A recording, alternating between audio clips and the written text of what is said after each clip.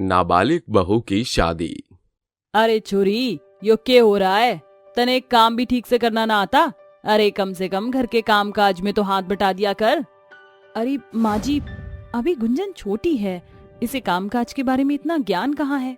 अरे बहू, तू ना जानती लड़कियों को बचपन से ही चूल्हे चौके की शिक्षा दे देनी चाहिए कि बेरा कब उनकी शादी की बात चल जावे। इसीलिए मैं चाहूँ तू इसे घर के सारे काम काज सिखा दे। लेकिन माँ जी, अभी से? देख, मुझसे बहस करने की कोई जरूरत नहीं है। मैंने जो कह दिया सो कह दिया। रागिनी अपनी सास गीता के आगे कुछ नहीं कह पाती, जिसके बाद वो अपनी बेटी गुंजन को अपने कमरे में ले जाती है और उससे कहती है, बेटी यहाँ बैठकर खेल लो। अब तुम्हें यहाँ से कहीं भी जाने की कोई जरूरत नहीं है। बाहर अपनी दादी सा के सामने मत खेलना, नहीं तो वो तुम्हें डांटेंगी। माँ, दादी सा मेरे साथ ऐसा व्यवहार क्यों करती हैं? क्या वो मुझसे नफरत करती हैं? नहीं नहीं, तुम गलत समझ रही हो। तुम्हारी दादी सा तो तुमसे बहुत प्यार करती हैं और तुम्हारे बारे में बहुत सोचती भी हैं। अब तुम यहाँ बैठकर खेलो, मैं तुम्हारे लिए खाना लेकर आती हूँ। रागिनी अपनी बेटी गुंजन के लिए खाना लेकर आती है और उसे खिला देती है। ऐसे ही कुछ दिन बाद एक दिन गीता फोन पर किसी से बात करते हुए कहती है, अरे समधी साहब, चिंता मत करो, हम अपनी बेटी को सब कुछ अच्छे से समझा कर भेजेंगे। और आपने तो हमारी बेटी को देखा ही है, बहुत समझदार और प्यारी सी बच्ची है। लेकिन समधी साहब, आप हमारी बेटी का अच्छे से ख्याल रखना। ऐसा कहकर वो फोन रख देती है। ये सब रागिनी सुन लेती है, जिसके बाद वो अपनी सास गीता के पास आकर उससे पूछती है, माँ जी, ये आप किससे बात कर रही थी? अरे मैं अपनी गुंजन के रिश्ते की बात कर रही थी। अब सही समय है, उसके विवाह कर देते हैं। अपनी सास गीता की ये बात सुनकर रागिनी के पैरों तले जमीन खिसक जाती है और वो अपनी सास से कहती है, ये आप कैसी बात कर रही हो? आपको पता भी है गुंजन अभी कितनी छोटी है, और वो भी नाबालिग है। एक नाबालिग लड़की की शादी करना ठीक नहीं है। माँ जी, उसे तो अभी रिश्तों की समझ भी नहीं है, वो कैसे एक शादी का रिश्ता संभाल पाएगी? अरे तू इतना क्यों सोचती है? हमारे राजस्थान में सबकी शादी बचपन में ही हो जावे है। चिंता करने की कोई बात नहीं है। समधी साहब बहुत अमीर है और हमारी बेटी उनके घर में बहुत खुश रहेगी। माँ जी, थोड़ा तो सब्र कीजिए, अभी गुंजन को बालिग तो होने दीजिए। तुझे क्या लगता है कि मुझे अपनी बेटी की बिल्कुल चिंता नहीं है? अरे तुझे और क्या बताऊं, समधी साहब हमारी बेटी के पूरे 20 लाख रुपए दे रहे हैं। माँ जी, ये आप कैसी बात कर रही हो?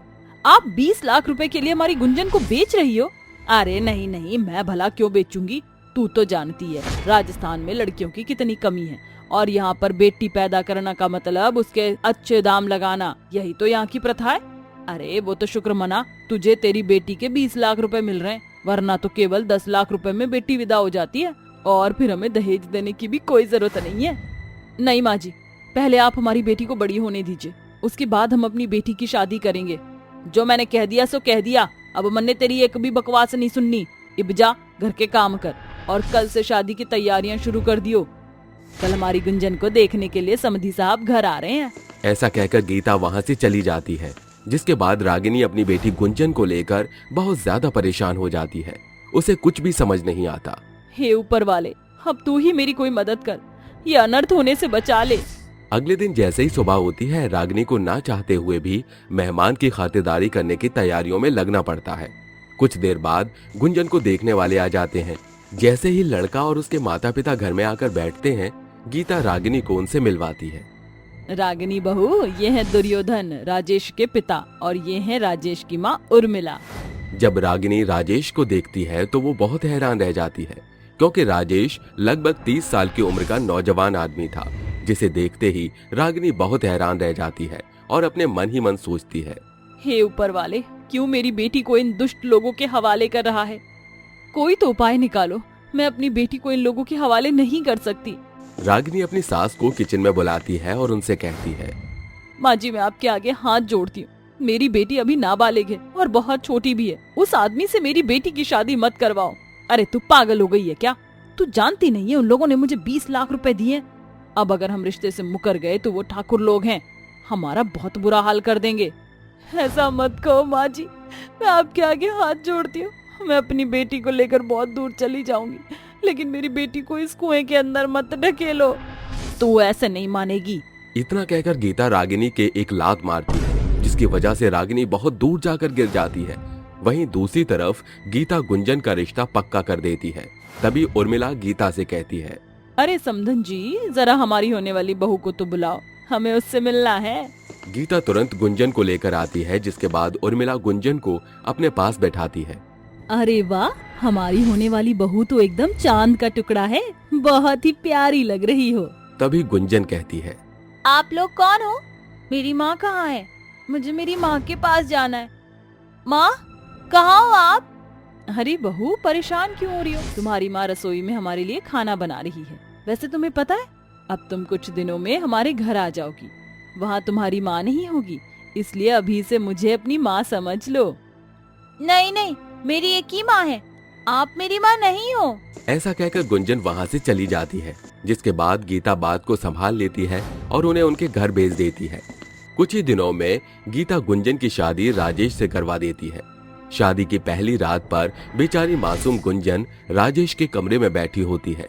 जैसे ही राजेश उसके पास आता है, गुंजन डर के मारे उससे कहती है, देखो, मैं तुम्हारे हाथ जोड़ती हूँ, मुझे छोड़ दो, मुझे मेरी माँ के पास जाना है, मुझे मेरी माँ चाहिए।